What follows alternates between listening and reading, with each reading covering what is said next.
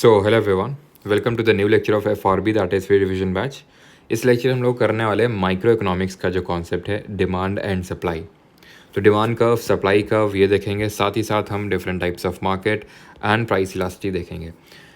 इससे पहले कि मैं ये भूल जाऊँ कि मुझे आपको एक और तरह का कर्व भी पढ़ाना है जो भी मेरे दिमाग में आया, मैं आपको पहले वही पढ़ा देता हूँ, तब डिमांड और सप्लाई कर्व स्टार्ट करते हैं।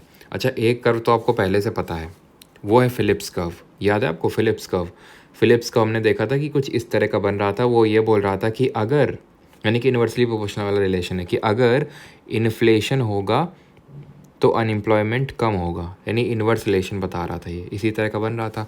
अच्छा, इसी तरह एक लैफर्स कर्व होता है, ध्यान रखना, ठीक है। इसी तरह लैफर्स कर्व होता है। ये लैफर्स कर्व जो है लैफर जी ने दिया था। इसमें इन्होंने ये बोला था कि अगर हम टैक्स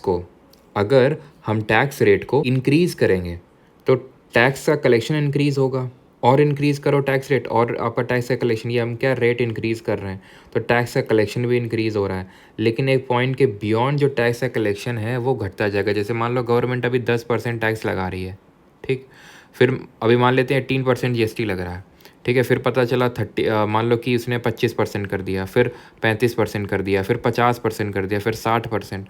तो फिर ये आदमी बंदा सोचेगा सारा कुछ अगर हमें गवर्नमेंट को ही दे देना है, सारा कुछ गवर्नमेंट को देना है, तो मैं कमाई क्यों रहा हूँ फिर? पहली बात। दूसरी बात कि फिर इससे अच्छा वो ये देखेगा कि मैं कैसे इसको बचा लूँ, है ना, इसको पूरी तरह से मैं कैसे टैक्स को बचा ही लूँ, इवेड कर लूँ। तो इसकी वजह से जो टैक्स का कलेक्शन है वो डिक्रीज़ होने लगेगा। तो ये लैफर्ड जी ने बोला था। तो ये जो कर्व बनता है वो बेल शेप का, घंटे शेप का बनता है, ठीक है। बेल कर्व शेप ये होता है आपका, बेल शेप्ड कर्व, लैफर्स कर्व। ध्यान रखना ये किससे एसोसिएटेड है? ये टैक्स से एसोसिएटेड है, कि टैक्स रेट बढ़ता जाता है, और टैक्स रेट बढ़ाओगे टैक्स कलेक्शन बढ़ता जाता है एक पॉइंट तक, और उसके बाद वो डिक्रीज़ हो जाएगा अगर आपने एक पॉइंट के बियॉन्ड टैक्स रेट को इंक्रीज़ किया। चलिए अभी आते हैं डिमांड एंड सप्लाई कर्व पे। बट सबसे पहले ये डिमांड होती क्या है? तो डिमांड के 3 पैरामीटर्स हैं। एक तो डिमांड वो होती है जिससे कि आपको सेटिस्फैक्शन मिले। सेटिस्फैक्शन के लिए हम एक स्पेशल टर्म यूज़ करते हैं इकोनॉमिक्स में, जिसको हम यूटिलिटी यानी कि उपयोगिता बोलते हैं हिंदी में। अफोर्डेबिलिटी सिंपल टर्म्स बोले तो आपकी औकात होनी चाहिए वो खरीदने के लिए। And eagerness two by something, आपकी इच्छा भी होनी चाहिए, इच्छा होनी चाहिए, औकात होनी चाहिए, और उससे आपको कुछ ना कुछ सेटिस्फैक्शन मिलती होनी चाहिए। आप किसी भी चीज़ की डिमांड में ले सकते हो, ठीक है। कोई भी चीज़ जो आपने रिसेंट में परचेज़ की हो, आप देखिए तीनों पैरामीटर्स उसमें फुलफिल हो रहे होंगे। अब ये मार्जिनल यूटिलिटी क्या होती है? सीमांत उपयोगिता इसको हिंदी में बोलते हैं। इसकी डेफिनेशन है एडिशनल सेटिस्फैक्शन और benefit that a consumer derives from buying an additional unit of commodity और सर्विस।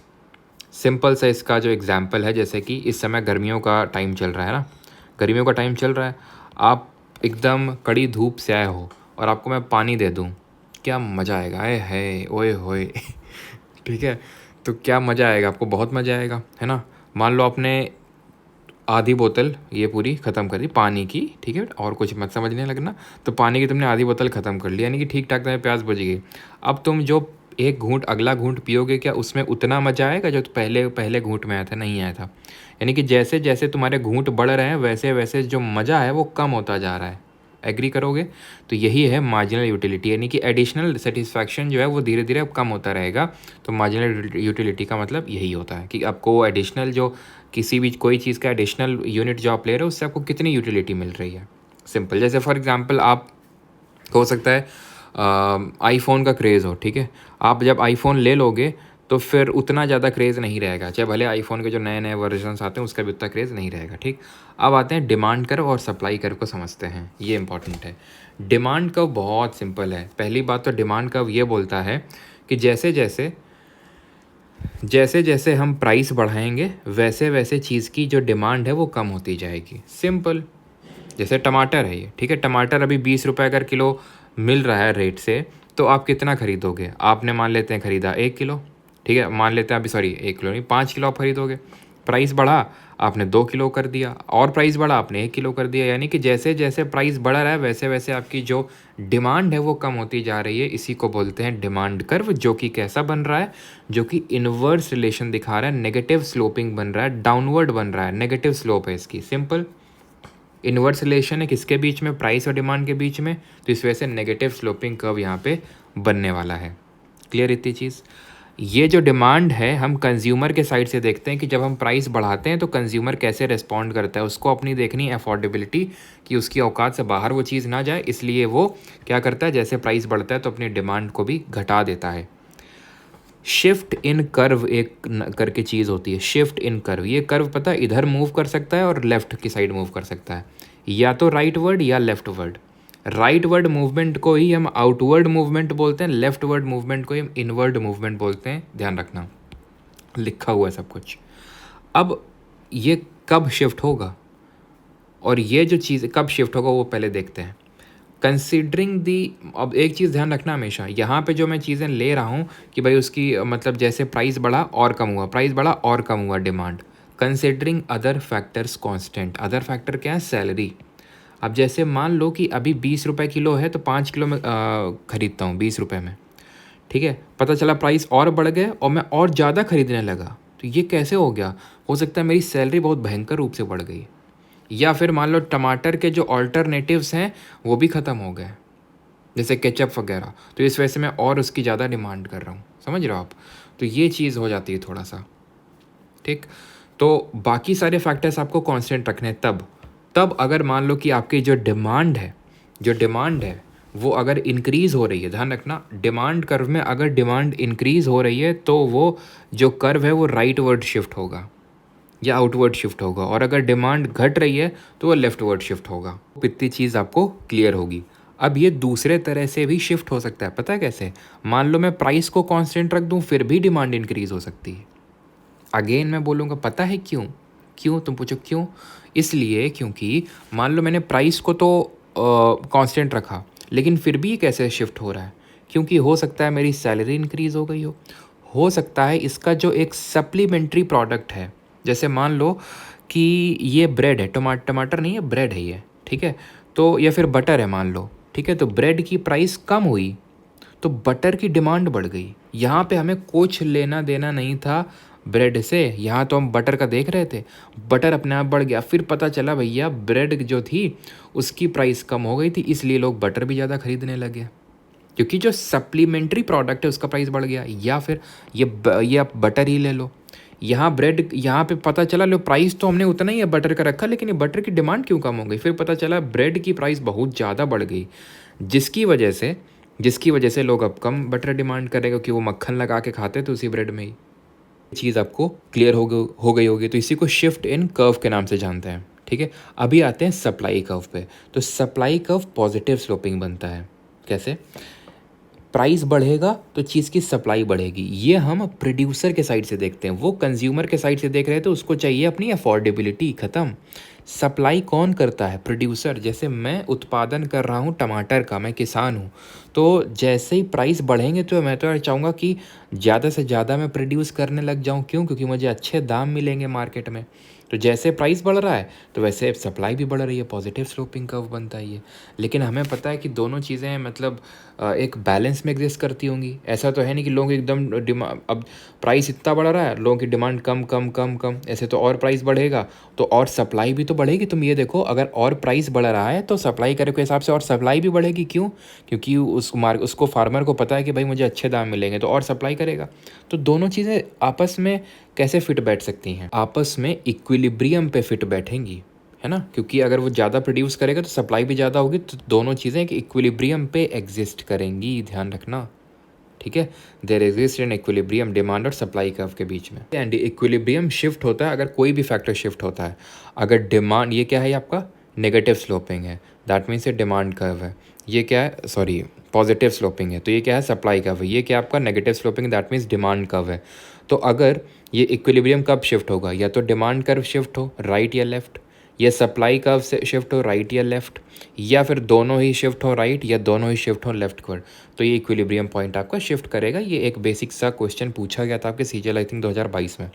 तो या तो डिमांड कर्व लेफ्ट के साइड, ठीक है, या राइट के साइड, सप्लाई कर्व लेफ्ट के साइड या फिर राइट के साइड, या फिर दोनों लेफ्ट या दोनों राइट। तो इक्विलिब्रियम का जो पॉइंट है जहाँ पे लोगों को जिस दाम पे वो चीज़ मिल रही है और जो दाम सप्लायर को मिल रहा है वो है पॉइंट ऑफ इक्विलिब्रियम, तो इस हिसाब से वो शिफ्ट करता है। और आई होप इतनी चीज़ आपको क्लियर हो गई होगी।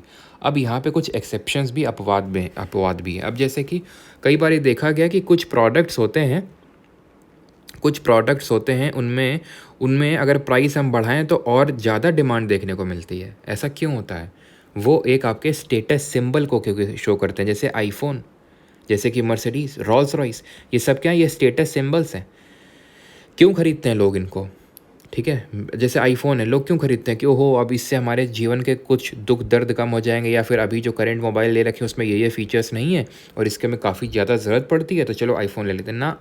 स्टेटस सिंबल के लिए लेते हैं, सिंपल। ठीक है, तो वो आपके स्टेटस सिंबल वाले हैं, तो जितना ज़्यादा प्राइस होगा तो उतना ही आप और अमीर दिखोगे। तो इसीलिए जितना ज़्यादा प्राइस शूट अप करता है, तो इसी वजह से लेटेस्ट आईफोन लेने के क्रेज़ रहता है कि भाई क्योंकि उसका प्राइस ज़्यादा है ना। तो कभी आईफोन ये नहीं बोलेगा कि देखो हमने इतना प्राइस कम कर दिया। तो वो है होते हैं हमारे वेबलेन गुड्स, लग्जरियस गुड्स होते हैं। Demand is perfectly inelastic. इसका मतलब क्या होता है परफेक्टली इनइलास्टिक? अभी समझ आएगा आपको। ये नॉन लग्जरियस होते हैं गिफन गुड्स। फिर भी ये क्यों एक्सेप्शन है? ये वो हैं जैसे कि जो बहुत ही इम्पॉर्टेंट आपका एक रोल प्ले करते हैं आपकी लाइफ में, जैसे कि वीट है, गेहूँ। अब इंडिया में आपको पता है कि भाई जो रोटी है वो एटलीस्ट 2 टाइम तो खाई जाती है, एटलीस्ट 2 टाइम तो चलती है। तो वीट एक बहुत ही इम्पॉर्टेंट कंपोनेंट है हमारे फूड सिस्टम का। इसकी वजह से अगर इसीलिए अगर इसका प्राइस बढ़ता है तो भी हम इसको ऐसा नहीं खाना बंद कर देते हैं, भाई रोटी तो खाएंगे ही। ठीक है, तो वो एक गिफन गुड्स होते हैं जो कि लग्जरियस नहीं है, फिर भी एक्सेप्शन में आते हैं, नहीं फिर भी उनका प्राइस बढ़ता है तो डिमांड बढ़ती है। ठीक है, वो गिफन होते हैं बिकॉज हमारी नेसेसिटी के हैं वो गुड्स। ठीक है, तो गिफन और वेबलेम दोनों एक्सेप्शंस है, और दोनों में क्या डिफरेंस है मैंने आपको बता दिया। वेबलेम लग्जरियस आइटम्स है और ये नॉन लग्जरियस थोड़े से हमारे ज़रूरत की चीज़ें हैं। अब आते हैं इलास्टिसिटी। इलास्टिसिटी क्या होता है? प्राइस इलास्टिसिटी क्या होता है? तो it is percentage change in demand upon percentage change in price.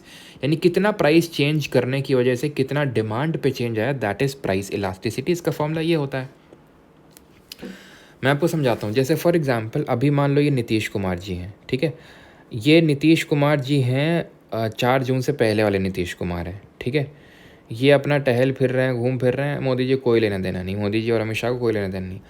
अब ये 4 जून वाले सोचो नीतीश कुमार हैं, अभी वाले नीतीश कुमार है, अगर ये छींक भी देंगे तो मोदी जी और अमित शाह जी को जो है थोड़े से सकते में आ जाएंगे कि कहीं छोड़ के चले ना जाए।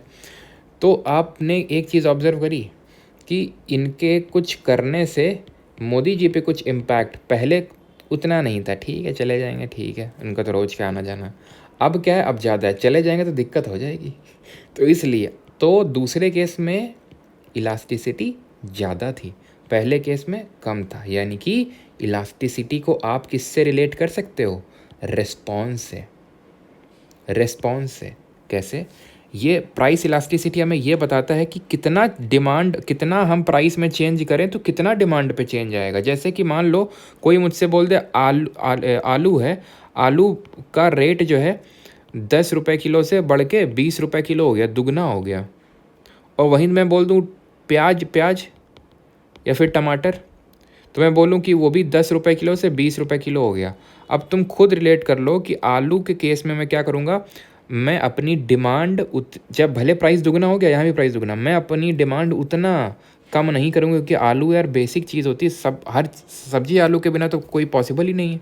और प्याज की बात कर लो, पॉसिबल है, कम में भी काम चल जाएगा। तो इस वजह से जो यहाँ पे प्राइस का चेंज आया ना, उससे मैं अपनी डिमांड को कम कर दूंगा, यहाँ डिमांड को मैं उतना कम नहीं करूँगा। यानी कि यहाँ पे मेरा रिस्पांस फीका था, यहाँ पे रिस्पांस तगड़ा था स्लाइड चेंज के लिए। ये 10 से 20 छोड़ो, 10 से 15 में मैं तुरंत अपने रिस्पांस में चेंज लाऊंगा। यानी कि यहाँ पे इलास्टिसिटी ज़्यादा है दूसरे केस में। समझ गए भाभी आप कि कितना प्राइस चेंज करने से कितना इलास्टिसिटी आ रहा है। और कुछ तो ऐसे अड़ियल चीज़ें होती हैं हमारे लिए, तुम कितना भी प्राइस बढ़ा लो हम डिमांड चेंज करेंगे ही नहीं, कर लो तुम जो करना है। That is called as perfectly inelastic. यहाँ पे वो परफेक्टली कहाँ हो, ये है perfectly inelastic Veblen goods luxurious. IPhone का प्राइस तुम जो इतना बढ़ा ले हो, डिमांड वहीं खड़ी रहेगी, एकदम अडिग रहेगी।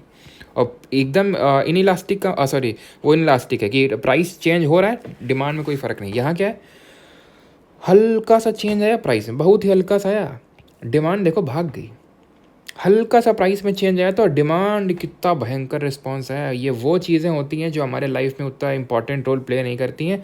तो इस वजह से अगर तुमने ज़रा सा भी प्राइस इंक्रीज़ किया, हम हट जाएंगे यहाँ से। कोई भी मार्केट, आप कोई प्रोडक्ट इस तरह का इमेजिन कर लो जहाँ पे बहुत ही छोटे मार्जिन में सब खेलते हों, जैसे कि अगर तुमने 2 रुपये भी अगर महंगा किया तो कंज्यूमर उधर चला जाएगा। वही है कि ज़रा सा तुमने प्राइस चेंज किया तो तुरंत रिस्पॉन्स आया झड़ांग से, ठीक है।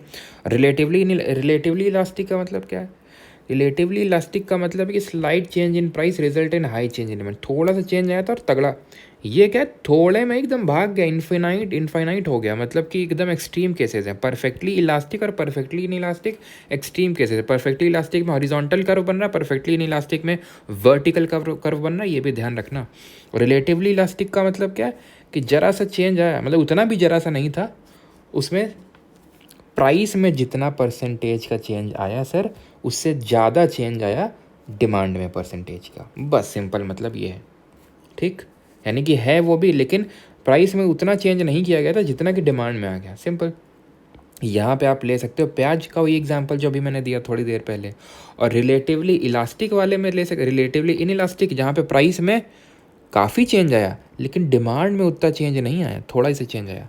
आलू वाला एग्जांपल ले सकते हो, सिंपल, कि प्राइस तो चेंज कर दिया काफ़ी लेकिन डिमांड में भी चेंज आया लेकिन उतना नहीं आया, ठीक है, क्लियर।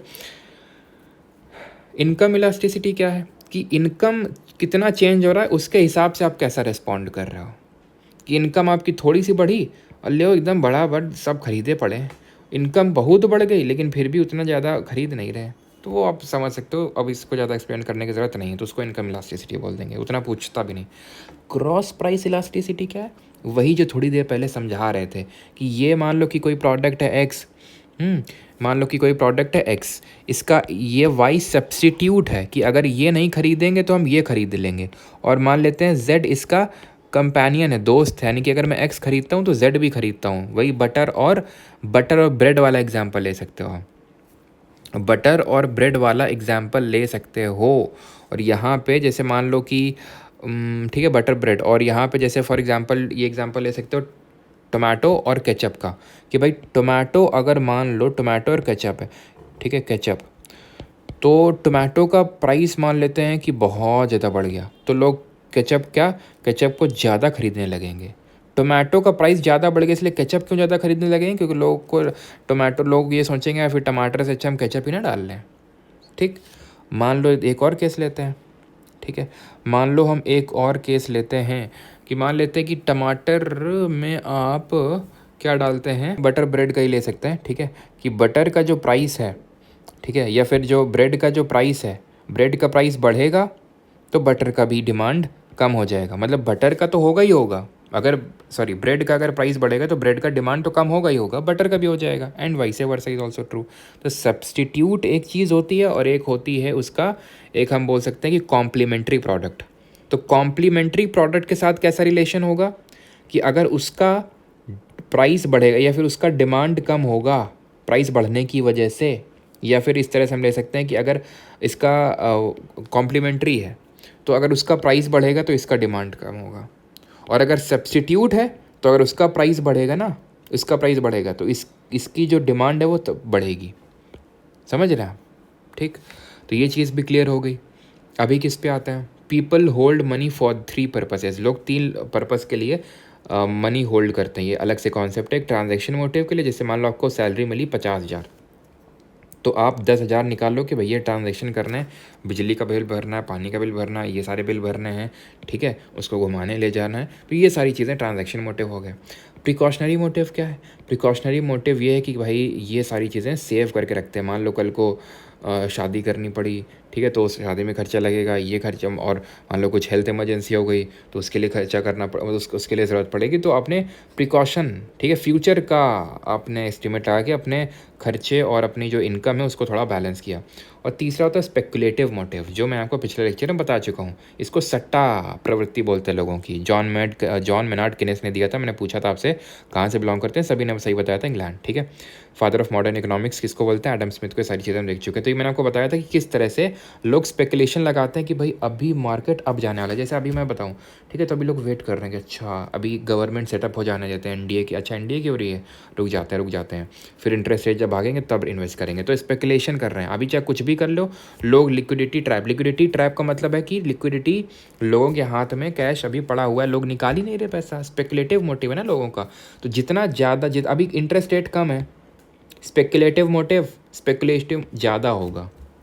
इंटरेस्ट रेट कम है तो लोग ज़्यादा पैसा होल्ड करना चाहेंगे, यानी कि जो उनका स्पेकुलेटिव या फिर हम बोल सकते हैं स्पेकुलेशन है, स्पेकुलेटिव जो डिमांड है वो बहुत ज़्यादा होगी अगर इंटरेस्ट रेट कम होंगे। स्पेकुलेटिव डिमांड का सिर्फ इतना मतलब है लोग कैश में कितना पैसा रख रहे हैं। इंटरेस्ट रेट ज़्यादा है तो लोग कैश में पैसा कम रखेंगे, स्पेकुलेटिव डिमांड कम होगी, सिंपल। ठीक है, यानी कि वो प्राइस इलास्टिक होता है, परफेक्टली इलास्टिक होता है वो। ठीक है, परफेक्टली इलास्टिक होता है, थोड़ा सा भी रेट इंटरेस्ट रेट करो तो वो एकदम से आपको रिस्पॉन्स दिखाएगा। ठीक है, तो अभी आते हैं टाइप्स ऑफ मार्केट में, कितने टाइप्स की मार्केट होती हैं। ठीक है, तो हमें 4 प्रकार की मार्केट पढ़नी। मोनोपोली, जिसको एकाधिकार बोलते हैं, ओलिगोपोली, मोनोपोलिस्टिक कंपटीशन और परफेक्ट कंपटीशन। तो अगर हिंदी में बात करें तो इसको एकाधिकार बोलेंगे, इसको अल्पाधिकार बाजार बोलेंगे, इसको आपका एकाधिकार प्रतियोगिता, और इसको हम बोलेंगे पूर्ण प्रतियोगिता। ठीक है, तो अभी एक एक करके देखते हैं मोनोपोली में क्या होता है। मोनोपोली में होता है एक ही सेलर होता है। जब एक ही सेलर होता है तो फिर वही प्राइस डिसाइडर होता है, जो मुँह मांगी रकम मांगेगा वही आपको देनी पड़ेगी। तो प्योर मोनोपोली रेयर होती है, ऐसा तो बहुत ही कम होता है कि एकदम मोनोपोली हो किसी की। इसमें एंट्री बैरियर होता है कुछ ना कुछ, जिसकी वजह से कोई एंटर नहीं कर सकता। जैसे इंडियन रेलवेज़ की बात करें तो एक तरह की मोनोपोली है, भारत सरकारी रेलवे रन कर सकती है। क्यों? क्योंकि उसने अपनी मोनोपोली बना रखी है, एंट्री बैरियर बना रखा है। कैसे बना रखा है वो एक्चुअल में आर्टिकल नंबर 19 में लिखा हुआ है कि हर कोई, अगर आपको याद हो सामरो करके हम लोगों ने पढ़ा था, तो सामरो में आखिरी आता है ओ का मतलब है ऑक्यूपेशन, प्रोफेशन। आप कोई भी धंधा कर सकते हैं। फ्रीडम फ्रॉम ऑक्यूपेशन है, प्रोफेशन है, लेकिन वहीं पे स्टार मार्क लगा के तो नहीं ला, लेकिन वहीं पे लाइन लिखी हुई है कि गवर्नमेंट मोनोपोली कर सकती है किसी चीज़ में and it need not state the reasons कि क्यों उसने मोनोपोली कर रखी है। ठीक है, अब जैसे कोई प्राइवेट है तो उसके मोनोपोली का रीजंस हो सकता है कि वो बहुत बल्क में प्रोडक्ट खरीदता है, जिसकी वजह से उसके बहुत सस्ता पड़ता है, तो बहुत सस्ते में बेचता है, तो यार बाकी लोग के पास इतना पैसा है ही नहीं। जैसे ठीक है, जैसे टेलीकॉम इंडस्ट्री की बात करें, हैं दो तीन प्लेयर हैं तो उसको ओलिगोपोली बोलेंगे। ठीक है, ओलिगोपोली क्यों बोल रहे हैं? क्योंकि 2-3 प्लेयर हैं, कुछ हैं, फ्यू डोमिनेंट सेलर्स हैं। ठीक है, तो उसको बोलते हैं ओलिगोपोली। मोनोपोली का मतलब है सिर्फ एक है, तो एंट्री बैरियर होता है इसमें। इंडियन रेलवेज एग्जाम्पल हो गया। ओलिगोपोली में अगर बात करें तो कुछ होते हैं, एक नहीं कुछ होते हैं, यानी कि लेकिन बायर बहुत सारे होते हैं। जैसे कि टेलीकॉम इंडस्ट्री हो गया इंडिया का। ठीक है, टेलीकॉम सेक्टर, जिसमें कि हम देखते हैं एयरटेल और जियो के अलावा शायद ही कोई चलता है। अब वी वो वोडाफोन आइडिया दोनों मिलके वी कर दिए, लेकिन उतना ज़्यादा चलते नहीं, आपको भी पता है। मेनली अगर आप किसी से पूछोगे तो जियो या फिर एयरटेल। तो क्या है, डिमांड तो बहुत ज़्यादा है ना, बायर तो बहुत सारे, मतलब ऑलमोस्ट सारे इंडिया, सब हर कोई सिम यूज़ कर रहा है आज तो बायर्स बहुत ज़्यादा है, लेकिन सेलर्स कुछ हैं, डोमिनेंट है। तो ओलिगोपोली ईजी एंट्री नहीं है, तो एंट्री बैरियर नहीं है पूरी तरह से, लेकिन ईजी एंट्री है, सॉरी ईजी एंट्री नहीं है। ठीक है, लैपटॉप का मार्केट भी आप देखो, एप्पल, डेल, लेनोवो, HP, है ना, और होंगे इक्का दुक्का एग्जाम्पल, तो यही आते हैं हमारे दिमाग में। ठीक है, तो कुछ डोमिनेंट सेलर्स हैं। मोनोपोलिस्टिक कंपटीशन क्या है? एकाधिकार, हम बोल सकते हैं यहाँ पे कंपटीशन है, यानी एकाधिकार जमाने के लिए, मोनोपोली स्टैब्लिश करने के लिए जो कंपटीशन, जो फाइट चल रही है कि हमारी मोनोपोली हो जाए। यहाँ बहुत सारे सेलर्स हैं, बहुत सारे बायर्स हैं। बायर तो हमेशा बहुत सारे रहेंगे, लेकिन सेलर जो है यहाँ बहुत सारे हो जाएंगे। मोनोपोली में एक था, ओलिगोपोली में कुछ थे, यहाँ बहुत सारे हो जाएंगे सेलर्स। सिमिलर प्रोडक्ट सेल करते हैं बट स्लाइटली डिफरेंशिएट प्रोडक्ट। जैसे टूथपेस्ट, हमारे टूथपेस्ट में नमक है, हमारे टूथपेस्ट में धनिया, हमारे टूथपेस्ट में लौंग है, हमारे टूथपेस्ट में लहसुन है। ठीक है, तो ये क्या है, बेच टूथपेस्ट ही रहे हैं, लेकिन कुछ ना कुछ डिफरेंशिएटर ला रहे हैं, सो दैट की मोनोपोली। जैसे कि हमारे पतंजलि के बाबा रामदेव जी बोले कि हमारा टूथपेस्ट एकदम मतलब नीम से बना हुआ है, नीम ये सब डाला हुआ है ना, कि मोनोपोली स्टैब्लिश करने का। अच्छा, नीम डाला हुआ है, तुम तो प्योर एकदम हर्बल हो, तुम आओ जल्दी से। ठीक है, तो मोनोपोली स्टैब्लिश करने के लिए जो कंपटीशन हो रहा है, जो लड़ाई हो रही है। एंड आखिरी होता है परफेक्ट कंपटीशन, यानी एकदम गला काट कंपटीशन, एकदम लड़ाई मरी जा, मतलब सब लड़े मरे जा रहे हैं। तो यहाँ पे लोग होमोजेनस जो बेच रहे हैं वो बहुत सारे हैं, अगेन यहाँ बहुत सारे हैं, और वो होमोजेनस प्रोडक्ट बेच रहे हैं, उनके प्रोडक्ट में कुछ भी अंतर नहीं है। जैसे एग्रीकल्चर मार्केट है, एग्रीकल्चरल प्रोडक्ट है, आप मंडी में जाओ, जो यहाँ टमाटर सेल कर रहा है, यहाँ टमाटर, यहाँ सब ऑलमोस्ट सेम ही है, कोई अंतर ही नहीं है। ठीक है, कोई अंतर नहीं है। तो इसकी वजह से इनका क्या है कि प्राइस डिसाइडर तो भूल ही जाओ, है ना। अगर तुम एक दो रुपये भी अगर तुमने बढ़ाए तो हम उसके पास चले जाएंगे, तुमने बढ़ाया इसके पास चले जाएंगे। ठीक है, तो यहाँ पे उतना ज़्यादा इनके पास वो नहीं होता है, पावर नहीं होता है प्राइस वैरी करने का, जो कि मोनोपोली में सबसे ज़्यादा होता है। तो परफेक्ट कॉम्पिटिशन में क्या, होमोजेनस प्रोडक्ट बेच रहे हैं। यहाँ पे क्या है, सिमिलर है बट स्लाइटली डिफरेंशिएटेड है, और परफेक्ट में एकदम सेम है, तो होमोजेनस हम बोलेंगे। फ्री एंट्री एंड एग्जिट है यहाँ पे। लेक्चर होता है यहाँ पर ख़त्म। मिलते हैं अगले लेक्चर में। कल हम लोग का लास्ट होगा कल लास्ट डे है जहाँ पे हम लोग 5 ईयर प्लान देख रहे होंगे। बहुत इंपॉर्टेंट टॉपिक है, मतलब इसको तो मिस ही नहीं कर सकते। सबसे ज़्यादा इंपॉर्टेंट टॉपिक है पंचवर्षीय योजना, आप बताने की ज़रूरत नहीं है। अभी भी SSC JEE का भी जो पेपर हो रहा है उसमें भी क्वेश्चन आ रहे हैं, और आप SSC JEE का पेपर देख रहे होंगे कि जो भी हम लोग कर रहे हैं यहाँ पे FRB में, ठीक है, डायरेक्टली क्वेश्चंस हिट हो रहे हैं भी। मतलब चाहे मैं बायो का ले लूँ, चाहे इकोनॉमिक्स का ले लूँ, चाहे ज्योग्राफी का ले लूँ, जो अभी तक पढ़ा हिस्ट्री का ले लूँ, शायद ही कोई क्वेश्चन बाहर गया हो। And it should give you the confidence. अगर आप CPO CHSL या फिर CGL किसी भी फर्दर एग्जाम के स्टेनो की प्रिपरेशन कर रहे हैं, MTSC कर रहे हैं, किसी की भी कर रहे हैं, ठीक है, माइंड मैप का PDF भी आपको मिल जाएगा फ्री ऑफ कॉस्ट। कहाँ पे? परमार SSC टेलीग्राम पे। तो उसको आप, और टेलीग्राम पे उस स्कैम को रिगार्डिंग मैंने आपको पहले बता रखा है, उस पर फर्स्ट मत जाना, ठीक है। पिछले वीडियो मैंने बताया था आपको। तो परमार SSC टेलीग्राम का लिंक डिस्क्रिप्शन में दिया है, उसी से ज्वाइन करना। और ये माइंड मैप इंग्लिश और हिंदी दोनों में वहाँ पर आपको मिल जाएगा, इस फॉर्मेट में भी और वाइट बैकग्राउंड के साथ, सो दैट आप इसको प्रिंट भी करवा सकते हो। तो कल लास्ट है, एंड देन संडे को हम लोग कर रहेंगे इकोनॉमिक्स के top 100 PYQs। Alright, thank you to all, धन्यवाद।